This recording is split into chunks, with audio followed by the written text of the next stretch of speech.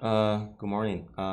It's our fifth week of this class. Okay, so I've changed some of our schedule to make sure we fit our current schedule. Okay, today we will continue to discuss some tree-based algorithm, and we'll go to unsupervised learning classes and algorithms. Okay, before we start, okay, I would like to make some.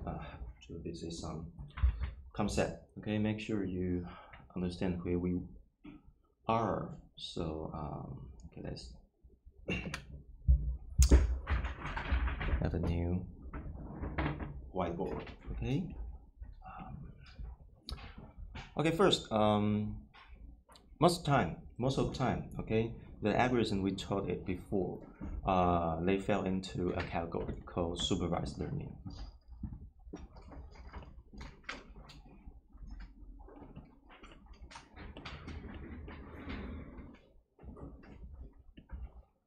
Okay. Basically, the definition of supervised learning is we would like to solve a problem. Okay, this problem would like to find or to mine the relationship between your feature.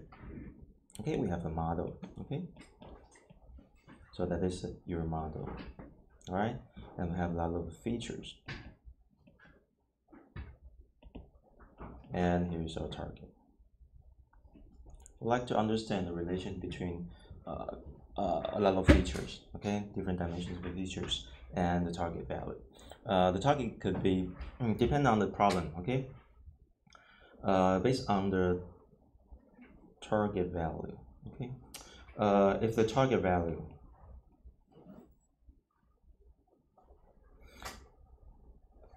is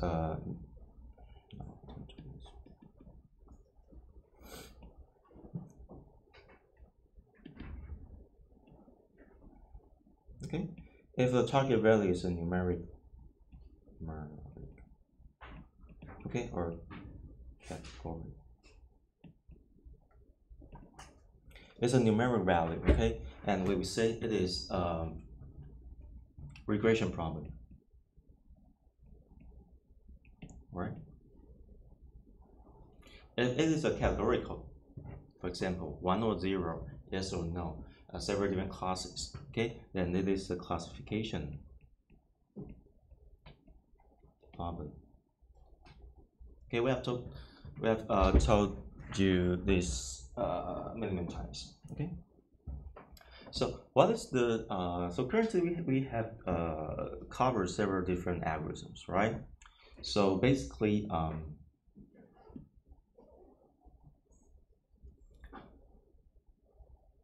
regression, right?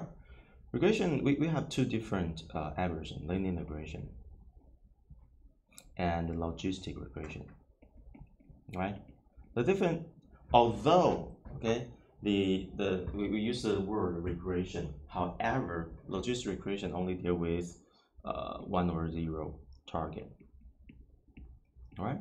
However, linear regression can deal with numeric. So basically, logistic regression. Okay, basically, logistic regression should be fell into the category of classification problem, classification algorithms, not a regression. Okay, and usually we draw it like this, right? We have a lot of different features. We have a lot of we have y. So basically linear regression. Okay, we have a very visualized graph, something like this. Okay, we have to find this line, and this line sometimes you can present it as this way or this way if you have a lot of features. Okay, so the w and x and b are vectors, okay, and not just a number. Okay, for logistic regression, okay, it's the same. Usually we write it by using z. Okay, z is a linear combination, okay, of x, something like. But basically, y is something like that. Okay. and usually it looks like a Z shape, a reversed Z shape. Okay, for both these kind of algorithm, okay, for this kind of algorithm, the philosophy of such kind of algorithm is I would like to find a fitting function, which means I can describe the relationship between x to y. So when you draw x and y on the surface on a multi-dimensional space, okay, I'd like to find a line, which like a linear regression. I'd like to find a shape, a curve, like linear logistic regression. I would like to fit this line to the training data set. Okay, as we mentioned before, we have training data set, right? We have a training data set like this.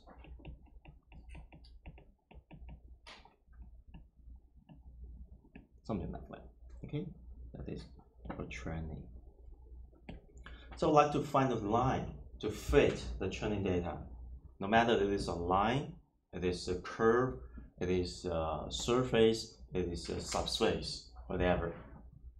If I can find a simple line or curve to describe the original data, to fit the original data, to fit the training data, then we're done. Okay? That's good. That is good enough for such kind of algorithm. So that is, I think that is the first things. Okay? That's the first philosophy. For the second one, okay? The other philosophy we call partition. Like what? Like SVM, we have told last week. Okay, so basically it's the same. We have a lot of different features. Okay, you have to notice that I write x1 and x2. Okay, of course there are several. There could be multi-dimensional space. Okay, so there are two sets of data. Okay, one is right here, the other is right here. The blue ones is labeled as y, for example, y equals plus, for example, -1, and the red points right here, they are labeled as y as +1. So for this second type of algorithm, they are trying to partition the original space. The original space can be used to represent the training data, right? Because we have the training data right here. Try to find a way, for example, this line, okay, that is the SVM line, to partition the original data. So basically, it is also a classification problem falls into this category. Okay, to find this line, of course, there are several different ways to find this best line. For example, SVM to find the widest line, which can partition these two sets of data, y equals +1 or -1. Okay, so this is called partition. Okay, of course there are several different ways that SVM can partition its data. These two data set, as we mentioned before. Okay, you can use linear, which means use a line to partition the data. Okay, or you can do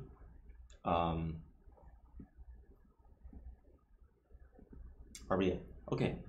There are several different kernels, which I will show you later. Okay, again, there are several kernels. Okay, things. We are in the space. Okay, we are in the dimension which is x1 to xn. Okay, usually we write it in this way. It is a dimension with n dimension. Okay, this is a space with n dimension.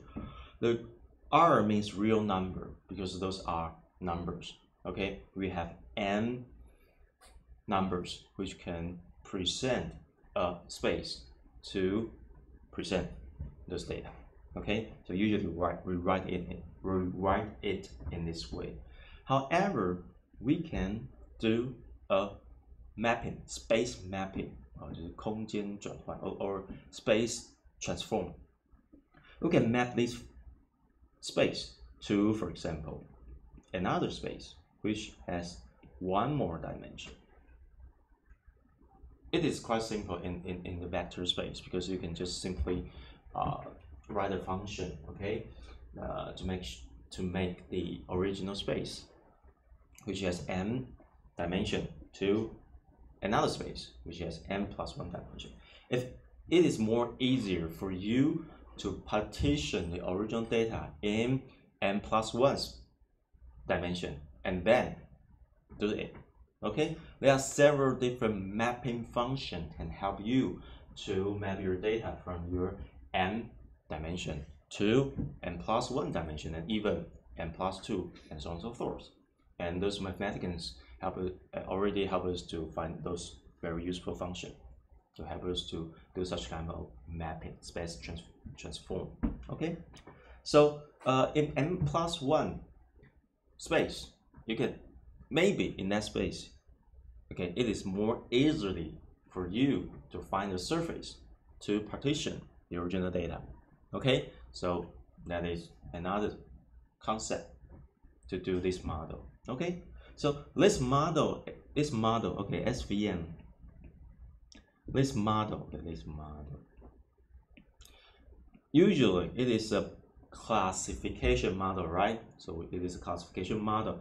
This classification model, the model this line, okay, this specific line, okay,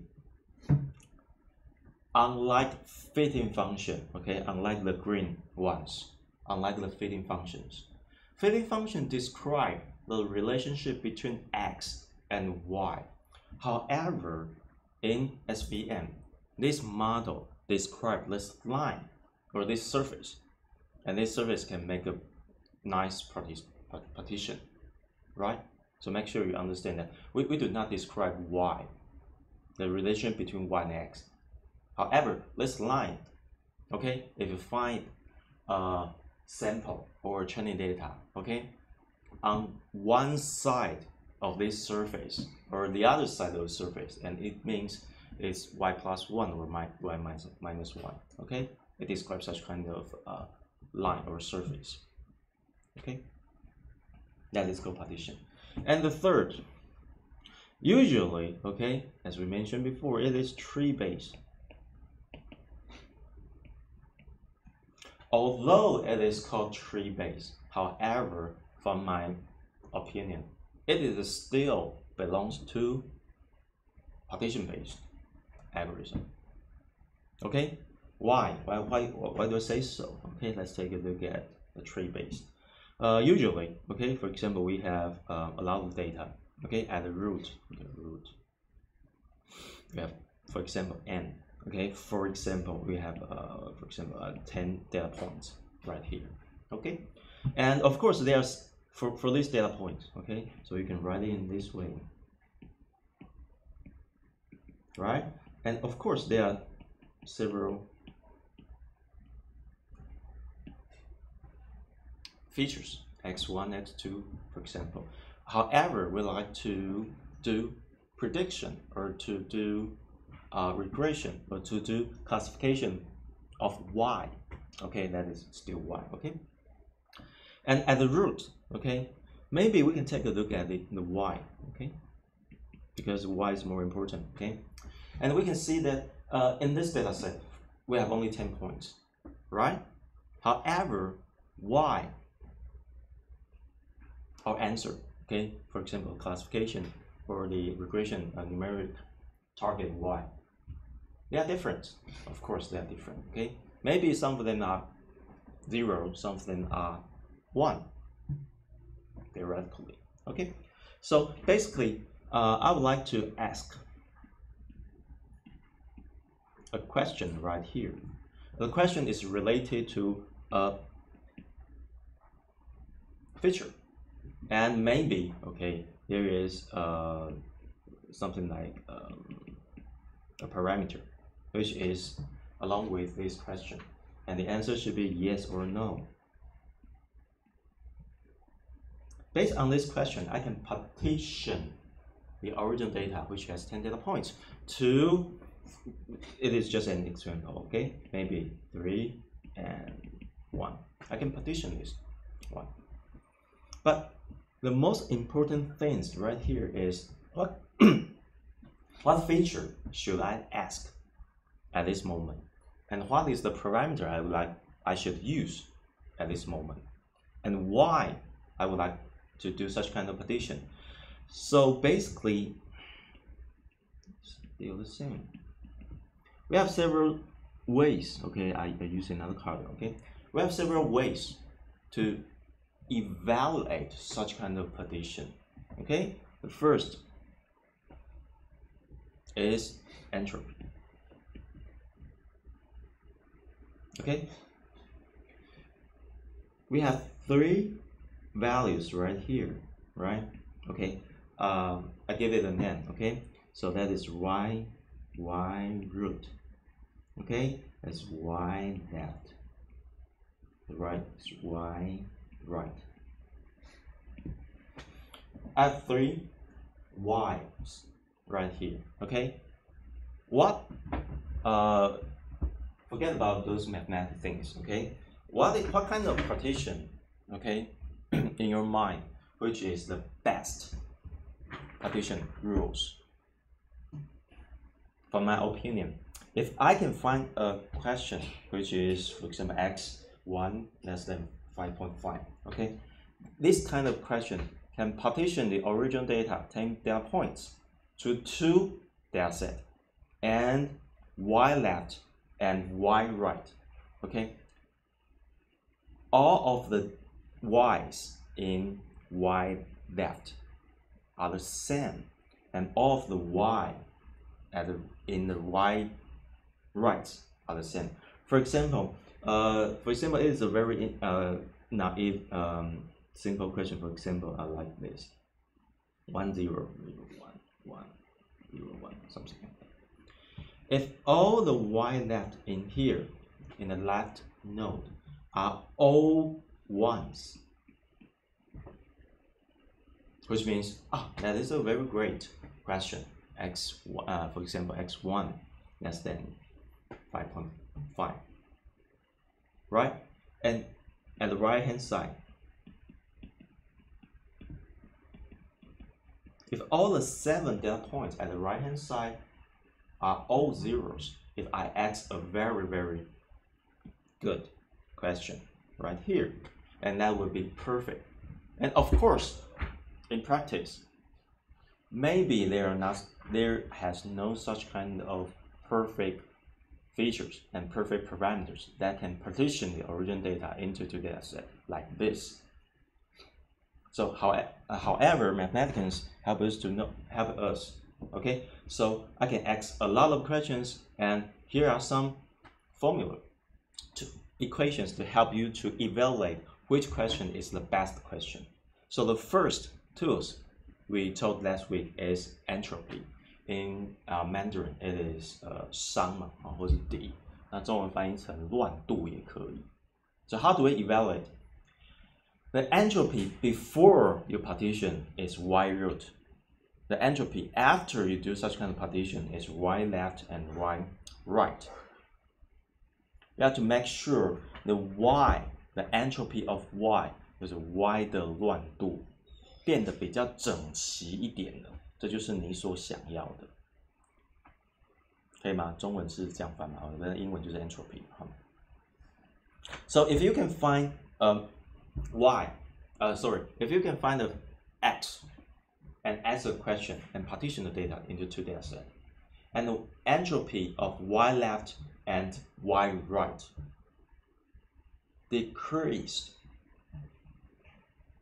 which means most of the data in one data set, the y value are all ones or all zeros, then this question is very valuable. You should ask this question at the first place. So that is entropy. Of course, there are several different evaluation mathematical tools to help you to evaluate. The second one is like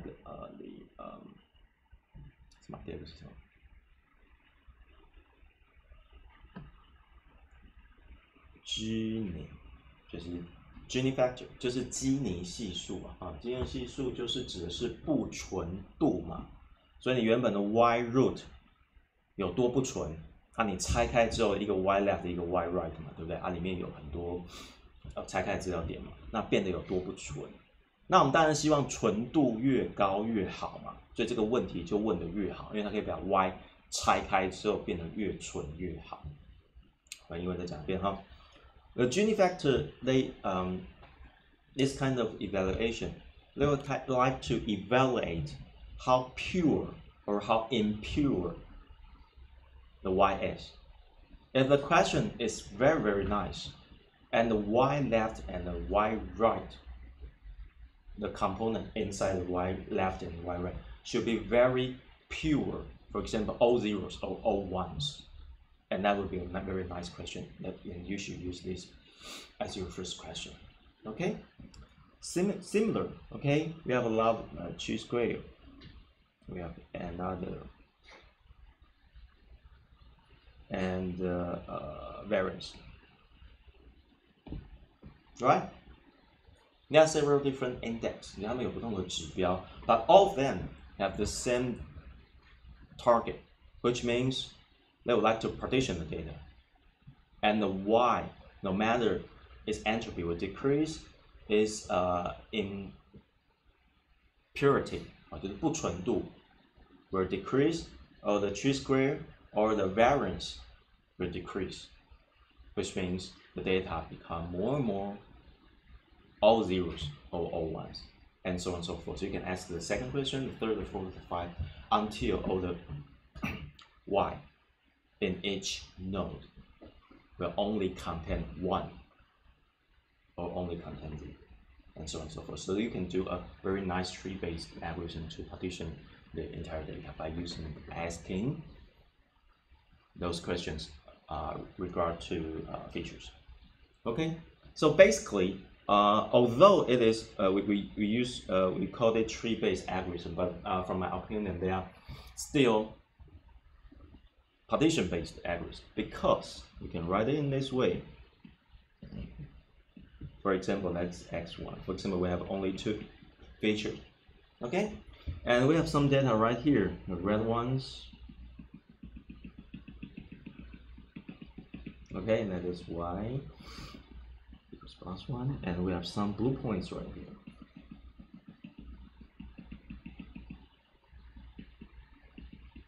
For example, okay.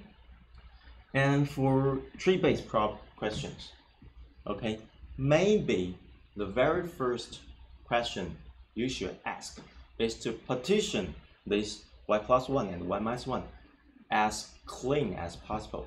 So sometimes the first question should be look like this. That is the first question. If x2 larger than some value, and we will partition this. So that is root, right? So I ask the question q1 right here, right? So left hand side is larger, okay? So the right hand side, they are all reds. This data point is right here.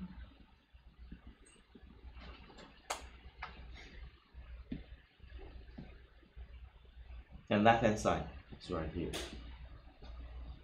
And then I can ask the second question. Maybe that is right here. And so I ask another question, q2 right here. And larger, yes. So at this data point, I have 2 partition data, okay? Right hand side is the blue one, which is right here. And left hand side is the red data right here.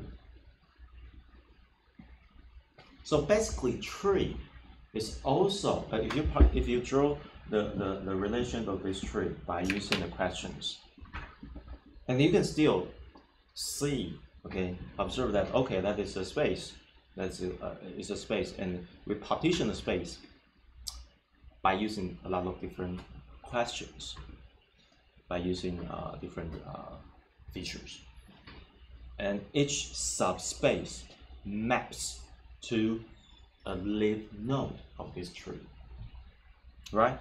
And as we can see, we try to make each node, each lib node, as clean as possible, so that we can do this kind of thing. So, from my opinion, tree-based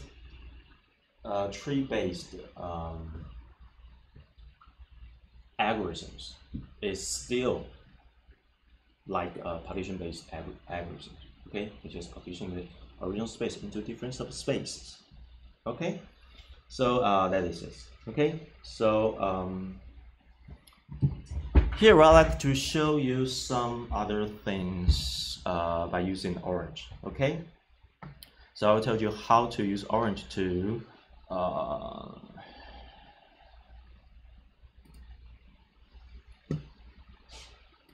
let's take a look at this one. Okay, this one.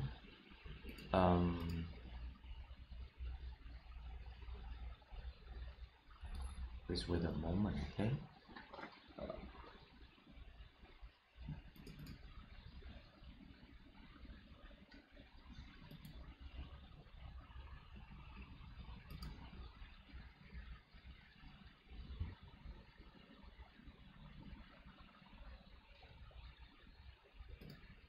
Okay.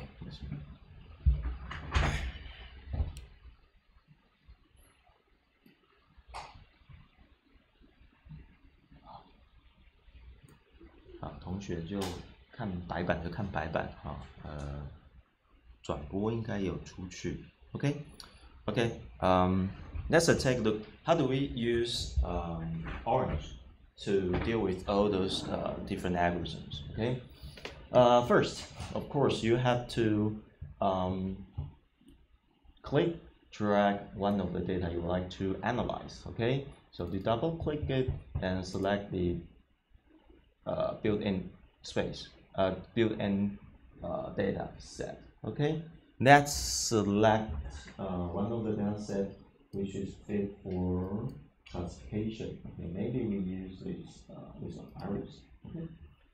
And we open it, okay, clearly 4 different features, and all of them are numeric data, okay, and 1 answer, 1 target, okay, which is the categorical data, okay, and 3 different categories, okay.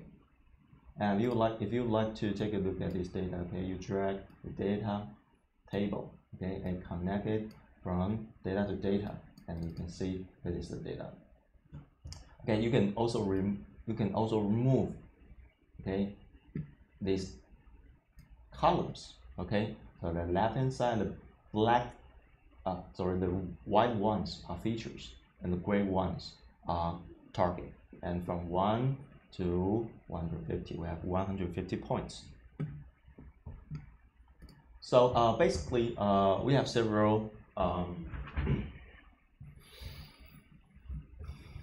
analysis can be done. Okay, I already showed you a few weeks ago. Okay, but we do it again. Okay, first thing you have to do is to click the evaluate, drag this one. Okay, test and score.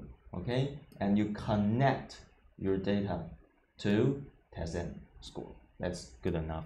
Okay, so you have the training data right here.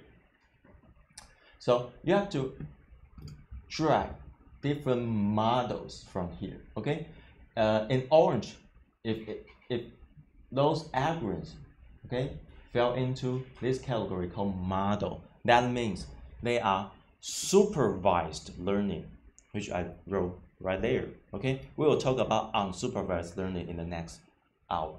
So take a look at this one. It's model. Okay, supervised learning, we have learned what linear regression like this one, right? We have learned logistic regression like this one. We have learned SVM, this one, and we have told you something about tree right here. For example, so that 4 algorithms, okay, you can use them to evaluate this data. Okay. However, as I said, iris data, okay, they are classification data. This is a classification problem, right? So the Y, the target, is all categories. There are 3 different categories right here. So basically, you cannot use linear regression because as we mentioned before, linear regression only deal with numeric target, right?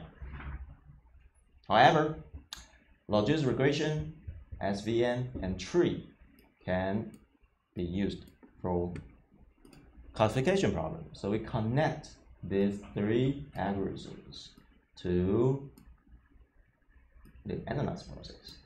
Okay, and of course, if you have any other data which is which has numeric target, and you can use linear regression. Okay, and at the right hand side for evaluation, okay, and you select confusion matrix right here. We have discussed confusion matrix last week, right? So we connect it to here. So evaluation result will be passed to the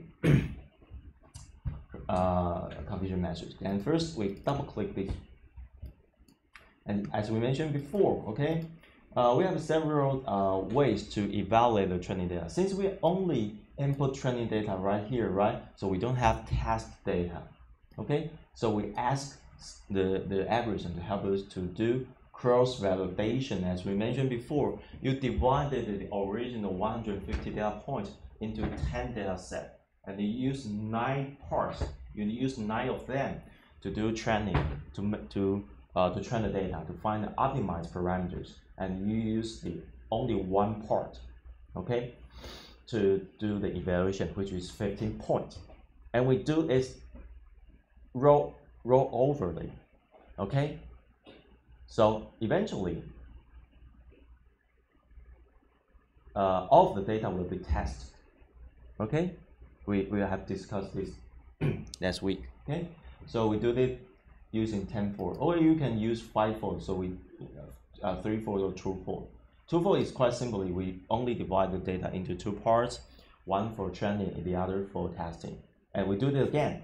Use the rest of the data to do training and use the other part for testing. So we can do this. But usually we use 10-fold. Okay. If you have 2 data sets, one for training or one for testing, you can use the other function right here. Okay. So basically, we simply just view the CA, which is classification accuracy, and we can see that all of these 3 algorithms has very high accuracy, which means 96, 95, 94% of the data can be classified into the correct categories. Okay, and we also show you the formula of F1 score, precision, recall. You can go to the Wikipedia and to revisit the definition of these 3 different metrics. 好，这个我们上礼拜都上过了哈。And usually, okay, we use F1 to evaluate the capability of these 3 different algorithms like this. Okay, and we also show you how to. Oops, sorry.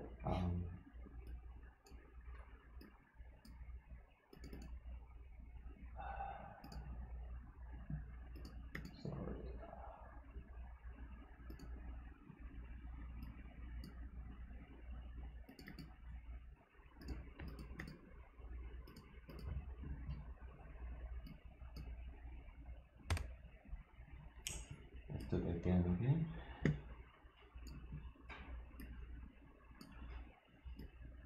Connect the data, connect the algorithms. Make sure you select all the data to data, okay?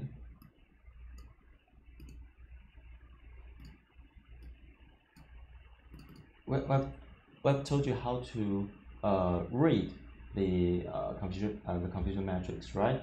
So you can see that for the logistic regression, we have 3 different classes. The actual class is right here. So 50 data point will be classified to the correct iris class code setosa, and only 47 will be classified to the correct versicolor, and 2 right here Okay, the actual class is Virginica, and this algorithm, logistic regression, misclassify those 2 data points to vertical and so on and so forth like this. Okay, and how about this tree? Okay, for trees, okay, you can take a look at this one, visualize. Okay, here's a visualize, and here's a tree viewer. So you drag it right here. After, okay,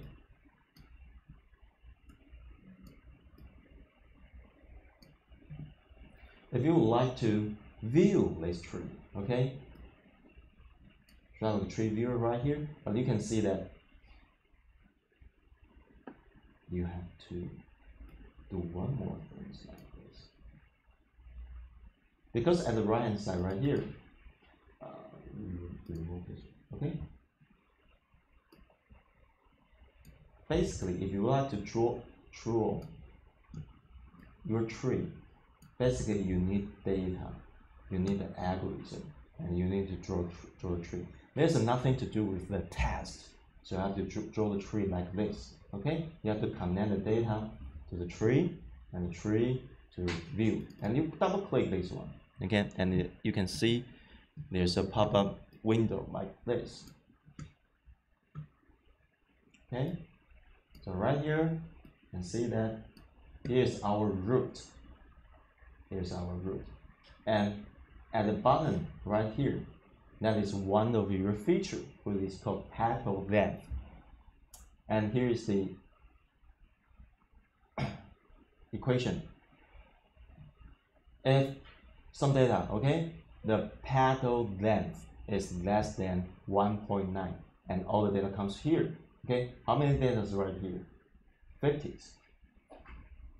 And among also those 50 data points, okay, 100% means all of them belongs to one category, iris setosa. So left hand side, the left tree is done.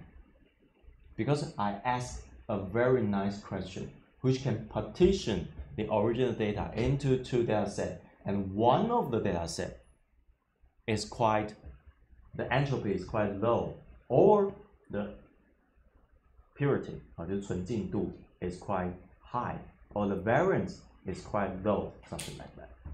So that is a very nice question.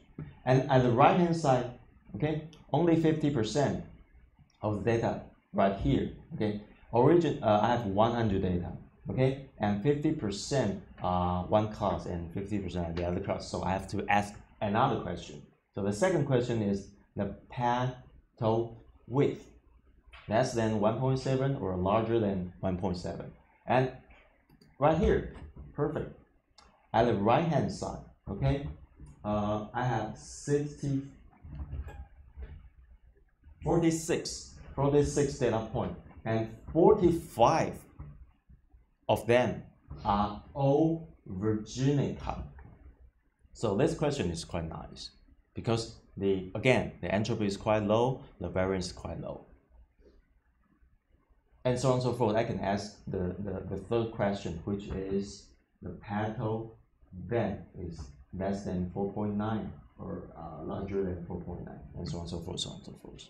So you can partition the original 150 data points by using this tree. Okay. Of course, you can control how many questions can be asked. So come back to here. Double click the tree. Okay. There are some interesting settings. Okay. First one, binary tree. Binary tree means you can ask one question and the answer should be yes or no. So the branch is binary. 就是你只能问是非题啦，所以你就岔开嘛，意思就分2个答案嘛，Okay. Second, minimum number of instances in level. In live. 就是说在那个 live node 上啊，最少就是两个点。你不能够把两个点再拆开成两个子点，然后两个子点里面各有一个点。好，因为我们会觉得说，你这样无限拆分下去，看起来有点没效率嘛，哈。所以他说最少要两个点。The translation, the second check box means you cannot partition a node with only 2 points, and further partition it into 2 nodes, and each one have 1 node. You can do that. You cannot do that. Okay. The minimum instance, the minimum data point in the lib node is 2. Of course, you can change it. Okay. The second one, do not split subtrees smaller than 5. It means at some node you don't do partition if it has only less than 5 data points. Okay. So that's one. The limit of maximum tree depth to 100. It means you can only ask at most 100 questions. So you can only have at most 100 levels of tree. Okay. So you can change it, okay, as you wish. But most of the time we don't do that. Okay, most of the time we don't do that. Okay, that is how you can observe your trees. Okay. So that is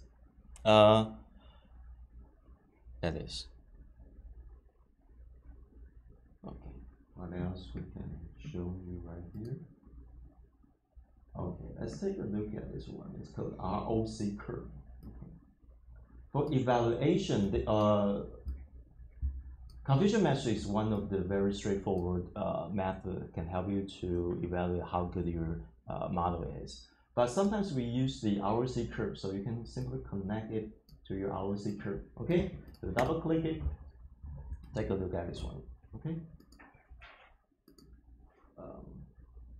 Trees. So basically, we have 3 models right here, right? 3 models right here. You can simply just click one of them. Okay. And here's the target value. Okay, you can simply change it. Okay, let's take a look at this one. Okay, the combination is my current target is one of the Y versus color.